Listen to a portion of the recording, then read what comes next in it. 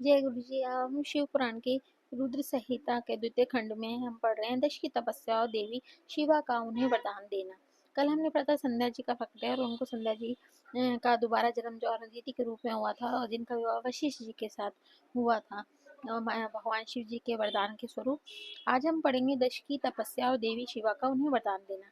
नारद जी ने पूछा, पूज्य पिताजी, दृढ़ता पूर्वक उत्तम व्रत का पालन करने वाले दक्ष ने तपस्या करके देवी को कौन सा वर प्राप्त किया था? तो वे देवी किस प्रकार दक्ष की कन्या हुई?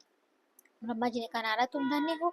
इन सभी मुनियों के साथ भक्ति पूर्वक इस प्रसंग को सुनो। मेरी आज्ञा पाकर उत्तम बुद्धि वाले महाप्रजापति दक्ष ने क्षीर सागर के उत्तर तट पर स्थित हो देवी जगदम्बिका को पुत्री के रूप में प्राप्त करने की इच्छा तथा उनके प्रत्यक्ष दर्शन की कामना लिए उन्हें हृदय मंदिर में विराजमान करके तपस्या प्रारंभ की। दक्ष ने मन को संयम में रखकर दृढ़तापूर्वक कठोर व्रत का पालन करते हुए शौच संतोष नियमों से युक्त हो 3,000 दिव्य वर्षों तक तप किया। वे कभी जल पीकर रहते तो कभी हवा पीते, कभी सर्वदा उपवास करते थे, भोजन के नाम पर कभी सूखे पत्ते खा लेते। मुझे नारद यम नियम आदि से युक्त हो जगदम्बा की पूजा में लगे हुए दक्ष की देवी शिवा ने प्रत्यक्ष दर्शन दिए। जगन में जगदम्बा का प्रत्यक्ष दर्शन पाकर प्रजापति दक्ष ने अपने आप को कृतकृत्य माना। वे कालिका देवी सिंह पर आरूढ़ थी। उनकी अंग कांति श्याम थी, मुख बड़ा ही मनोहर था। वे 4 भुजाओं से युक्त थी और हाथों में वरद अभय नील कमल और खड़ग धारण किए हुए थे। उनकी मूर्ति बड़ी मनोहारिणी थी, नेत्र कुछ लाल थे, खुले हुए केश बड़े सुंदर दिखाई दे रहे थे। उत्तम प्रभा से प्रकाशित होने वाली उन जगदम्बा को भली भांति प्रणाम करके दक्ष विचित्र वचन वालियों द्वारा उनकी जो है स्तुति करने लगे। दक्ष ने कहा, जगदम्बा महामाया जगदीश्वरी परमेश्वरी, आपको नमस्कार है। आपने कृपा करके मुझे अपना स्वरूप का दर्शन कराया। भगवती आदि मुझे पर प्रसन्न हुई। शिव शिरोमणि प्रसन्न हुई। भक्त वरदायिनी प्रसन्न हुई। जगन माता आप मेरा आपको मेरा नमस्कार है। ब्रह्मा जी कहते हैं, मुने संयत चित्त वाले दक्ष की इस प्रकार स्तुति करने पर महेश्वर शिवा ने स्वयं ही उनके अभिप्राय को जान लिया था। तो भी दक्ष से इस प्रकार कहा, दक्ष तुम्हारी इस उत्तम भक्ति से मैं बहुत ही संतुष्ट हूँ। तुम अपना मनोवांछित वर मांगो, तुम्हारे लिए मुझे कुछ भी अदेय नहीं होगा। जगदम्बा की आवाज सुनकर प्रजापति दक्ष बहुत प्रसन्न हुआ और उन शिवा को बारंबार प्रणाम करते हुए बोले। दक्ष ने कहा, जगदम्बा महामाया, यदि आप मुझे वर देने के लिए उदित हैं तो मेरी बात सुनिए। प्रसन्नतापूर्वक मेरी इच्छा पूर्ण कीजिए। मेरे स्वामी जी जो भगवान शिव हैं, वे रुद्र नाम धारण करके ब्रह्मा जी के पुत्र रूप में अवतीर्ण हुए हैं। वे परमात्मा शिव के पूर्ण अवतार, परंतु आपका कोई अवतार नहीं है, फिर उनके पत्नी कौन होगी? अतः शिव, आप भूतल पर अवतीर्ण होकर उन महेश्वर को अपने रूप लावण्य से मोहित कर दीजिए। देवी, आपके सिवा दूसरी कोई स्त्री रुद्र को कभी मोहित नहीं कर सकती, इसलिए आप मेरी पुत्री होकर उस समय महादेव जी की पत्नी हुई है। इस प्रकार सुंदर लीला करके आप हर मोहिनी मतलब भगवान शिव को मोहित करने वाली बनी है। देवी, यही मेरे लिए वर है। यह केवल मेरे ही स्वार्थ की बात है हो ऐसा नहीं सोचना चाहिए, इसमें मेरे ही साथ संपूर्ण जगत का भी हित होगा। ब्रह्मा विष्णु शिव से ब्रह्मा जी की प्रेरणा से मैं यहाँ आया हूँ। प्रजापति दक्ष का यह वचन सुनकर जगदम्बिका का शिवा हंस पड़ी और मन ही मन भगवान शिव का स्मरण करके यूं बोली। देवी ने कहा, तात प्रजापति दक्ष, मेरी उत्तम बात सुनो। मैं सत्य कहती हूँ, तुम्हारी भक्ति से अत्यंत प्रसन्न हो, तुम्हें संपूर्ण मनोवांछित वस्तु देने के लिए उद्यत हूँ। दक्ष, यद्यपि मैं महेश्वरी हूँ, तथापि तुम्हारे भक्ति के अधीन हो तुम्हारी पत्नी के गर्भ से तुम्हारी पुत्री के रूप में अवतीर्ण होंगी। इसमें संशय नहीं। अनग मैं अत्यंत दुस्साह तपस्या करके ऐसे प्रयत्न करूंगी जिसे महादेव जी का वर पाकर उनकी पत्नी हो जाऊं। उनके सिवा और किसी उपाय से कार्य सिद्ध नहीं हो सकता, क्योंकि वे भगवान सदाशिव सर्वदा निर्विकार हैं। ब्रह्मा और विष्णु भी सेव्य हैं तथा नित्य पूर्ण रूप ही हैं। मैं सदा उनकी दासी हूँ, प्रिया हूँ। प्रत्येक जन्म में वे नाना रूप धारी शंभु ही मेरे स्वामी होते हैं। भगवान सदाशिव अपने दिए हुए वर के प्रभाव से ब्रह्मा जी की प्रकृति में रुद्र रूप में अवतीर्ण हुए हैं। मैं भी उनके वर से उनकी आगे के अनुसार यहाँ अवतार लूंगी। तात, अब तुम अपने घर को जाओ। इस कार्य में जो मेरी द्वितीय अथवा सहायिका होगी, उसे मैंने जान लिया है। अब शीघ्र ही मैं तुम्हारी पुत्री होकर महादेव जी की पत्नी बनूंगी। दश से ये उत्तम वचन कहकर मन ही मन शिव की आज्ञा प्राप्त करके देवी शिवा ने शिव के चरणारविंदों का चिंतन करते हुए फिर कहा, प्रजापति, परंतु मेरा एक प्रण है, उसे तुम्हें सदा मन में रखना है। मैं उस प्रण को सुना देती हूँ, तुम इस सत्य समझो, मिथ्या न जाना। यदि कभी भी मेरे प्रति तुम्हारा आदर घट जाएगा, तब उसी समय अपने शरीर को त्याग दूंगी, अपने स्वरूप में लीन हो जाऊंगी अथवा दूसरा शरीर धारण कर लूंगी। मेरा ये कथन सत्य है। प्रजापति, प्रत्येक सर्वकल्प के लिए तुम्हें यह वर दे दिया है गया है। मैं तुम्हारी पुत्री होकर भगवान शिव की पत्नी होंगे। मुख्य प्रजापति दक्ष से ऐसा कहकर महेश्वरी शिवा उनके देखते ही देखते अंतर्ध्यान होंगी। दुर्गा जी के अंतर्गत अंतर्ध्यान होने पर दक्ष और भी अपने आश्रम को लौट गए और वह सोच कर प्रसन्न होने लगे कि देवी शिवा मेरी पुत्री होने वाली है। यहाँ पे अध्याय 11 से लेके 12 समाप्त हुआ। अगला अध्याय हम ब्रह्मा जी के आगे से दक्ष द्वारा मैथिली सृष्टि का आरंभ, अपने पुत्र हैष्णवों और शवलाशवों का निवृत्ति मार्ग में भेजने के कारण दक्ष का नारद को शाप दे देना, ये सब हम पढ़ेंगे। चलिए कहते हैं ब्रह्मा जी कहते हैं, नारद प्रजापति दक्ष अपने आश्रम जाकर मेरी आज्ञा पा हर्ष भरे मन में नाना प्रकार के मानसिक सृष्टि करने लगे। उस प्रजापति सृष्टि की बढ़ती हुई ना देखकर प्रजापति दक्ष ने अपने पिता को मुझसे ब्रह्मा से कहा। दक्ष बोले, ब्रह्मा तात प्रजानाथ, प्रजा बढ़ नहीं रही है प्रभु।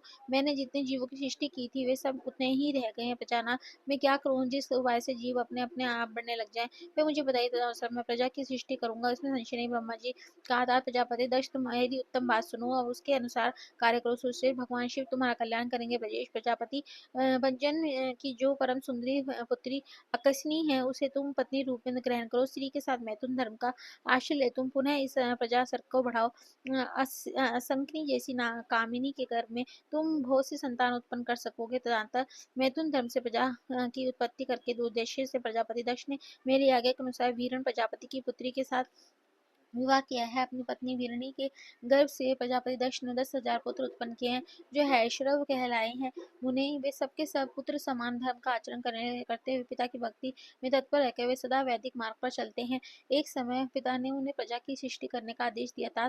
तब वे सभी दक्षायन नामधारी पुत्र सृष्टि के उद्देश्य से तपस्या करने के लिए पश्चिम दिशा में और गए। वहां नारायण सर नामक परम पावन तीर्थ है, जहाँ दिव्य सिंधु नद और समुद्र का संगम हुआ है। उस तीर्थ जल की ही निकट में स्पर्श करते ही उनका अंतःकरण शुद्ध हो गया, ज्ञान से संपन्न हो गया, उनकी आंतरिक मलिन राशि धुल गई और वे परमहंस धर्म से स्थित हो गए। दक्ष के वे सभी पुत्र पिता के आदेश में बंधे हुए थे, अतः मन को सूझते करके प्रजा की वृद्धि के लिए वहां तप करने लगे।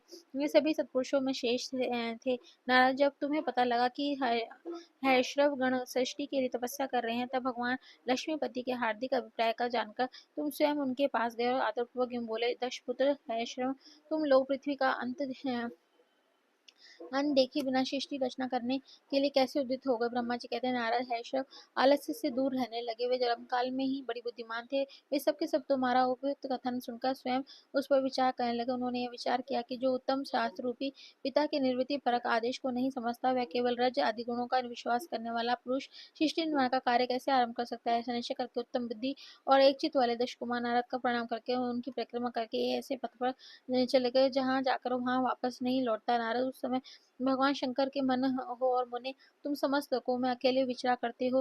तुम्हारे मन में कोई विकार नहीं है, क्योंकि तुम सदा महेश्वर की मनोवृत्ति के अनुसार ही कार्य करते हो। जब बहुत समय बीत गया तब मेरे पुत्र प्रजापति दक्ष को यह पता चला कि मेरे सभी पुत्र नारद की शिक्षा पाकर नष्ट हो गए हैं। इससे उन्हें बड़ा दुख हुआ। वे बार बार कहने लगे, उत्तम संतानों का पिता होकर शोक का ही स्थान है। शिव की माया से मोहित होने से दक्ष का पुत्र वियोग के कारण बहुत शोक होने लगा। तब मैंने आकर अपने बेटे दक्ष को बड़े प्रेम से समझाया। संतावना देव का विधान प्रबल होता है इत्यादि बातें बताकर मन को शांत किया। मेरी संतावना देने पर पक्ष दक्ष पूजा पंचजन कन्या अक्षिनी के गर्भ से शबलाशव नाम के एक सहस्त्र पुत्र उत्पन्न किए। पिता का आदेश पाकर वे पुत्र भी प्रजा सृष्टि के लिए दृढ़ता पूर्वक प्रतिज्ञा पालन करके नियम ले उसी स्थान पर गए जहाँ पर उनकी सिद्धि को प्राप्त हुए बड़े भाई गए थे। नारायण सरोवर के जल का स्पर्श होने मात्र से उनके सारे पाप नष्ट हो गए, अंतःकरण शुद्ध हो गया और उत्तम व्रत के पालक शवलाशव ब्रह्म प्रणव को जप करते हुए वहां बड़ी भारी तपस्या करने लगे। उन्हीं प्रजा सृष्टि के लिए उद्युक्त जान तुम पुनः पहले की ही बात ईश्वरीय गति का स्मरण करते हुए उनके पास गए, वही बात कहने लगे जो उनके भाइयों को पहले कह चुके थे। उन्हें तुम्हारा दर्शन अमोघ है, इसीलिए तुमने उनको भी भाइयों का ही मार्ग दिखाया। अतः वे भाइयों के ही पथ पर उधर गति को प्राप्त हुए। उसी समय प्रजापति दक्ष को बहुत से उत्पात दिखाई दिए। इससे मेरे पुत्र दक्ष को बड़ा विस्मय हुआ। वे मन ही मन दुखी हुए। फिर उन्हें पूर्वत तुम्हारी करतूत को अपने पुत्रों का नाश हुआ सुना। इससे उन्हें बड़ा आश्चर्य हुआ। वे पुत्र शोक में मूर्छित हो अत्यंत कष्ट अनुभव करने लगे। फिर दक्ष ने तुम पर बड़ा क्रोध किया और कहा, यह नारद बड़ा दुष्ट है, देववश उसी समय तुम दक्ष पर अनुग्रह करने के लिए वहां आ पहुंचे। तुम्हें देखते ही शोकावेश में युक्त उन दक्ष के होठ रोष से फड़कने लगे। तुम्हें सामने पाकर वे धिक्कार करने लगे और निंदा करने लगे। दक्ष ने कहा, ओ नीच, तुमने यह क्या किया है? तुमने झूठ मूठ साधुओं को बाना पहन रखा है, इसी के द्वारा तुम ठगकर हमारे भोले भाले बालकों को तुमने भिक्षुक का मार्ग दिखा दिया है। ये अच्छा नहीं किया है, तुम निर्दयी हो, शठ हो। इसलिए तुमने हमारे इन बालकों को, जो अभी ऋषिगण देवऋण और पितृऋण से मुक्त नहीं हो पाए थे, लोक और परलोक दोनों के ऋण श्रेय का नाश कर डाला। जो पुरुष इन तीनों ऋणों को उतारे बिना ही मोक्ष की इच्छा करके मन में माता पिता का त्याग कर घर से निकल जाता है, सन्यासी हो जाता है, वह अधोगति को प्राप्त होता है। तुम निर्दयी और बड़े निर्लज हो, बच्चों की बुद्धि में भेद पैदा करने वाले हो, अपने सुयश को स्वयं ही नष्ट कर रहे हो मूढ़मते। तुम भगवान विष्णु के पार्षदों में व्यर्थ ही घूमते फिरते हो, अधम धाम, तुम बारंबार मेरा अमंगल किया है, अतः आज मैं तीनों लोकों में विचरते हुए तुम्हारा पैर कहीं स्थिर नहीं रहेगा, और कहीं भी तुम्हें ठहरने के लिए सुस्थिर ठीक ठिकाना नहीं मिलेगा। नारद, कि तुम साधु पुरुष द्वारा सम्मानित हो, तथापि उस समय देखने दक्ष ने शोकवश तुम्हें ऐसा श्राप दे दिया। वे ईश्वर की इच्छा को नहीं समझ सके। शिव की माया का उन्हें अत्यंत मोहित कर दिया था। उन्हें तुमने उस श्राप को चुपचाप से ग्रहण कर लिया और अपने चित्त में विकार नहीं आने दिया। यही ब्रह्म भाव है। ईश्वर कोटि के महात्मा पुरुष स्वयं शाप को मिटा देने में समर्थ होने पर भी उसमें सह लेते हैं। यहाँ यह अध्याय 13वां समाप्त हुआ। दक्ष की 60 कन्याओं का विवाह, दक्ष की और वीरिणी की यहाँ देवी शिवा का अवतार, दक्ष द्वारा उनकी स्तुति कैसे हुई, ये हम कल पढ़ेंगे। तब तक के लिए नमस्कार। ओम नमः शिवाय। श्री जी ओम नमः शिवाय। गुरु जी जय गुरु जी।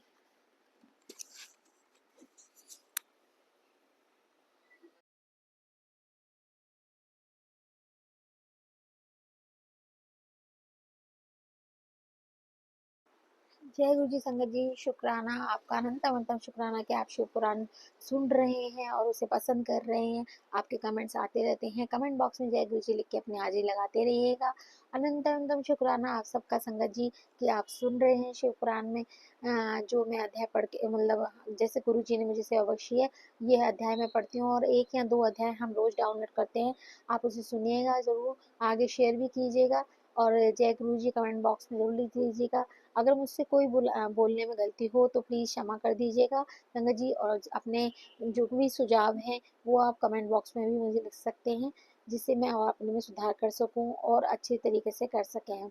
जय गुरु जी, सबका कल्याण हो गुरु महाराज, सब पर अपनी कृपा बनाए रखना। ओम नमः शिवाय। शिव जी सहसा है। ओम नमः शिवाय। गुरु जी सहसा है। जय गुरु जी।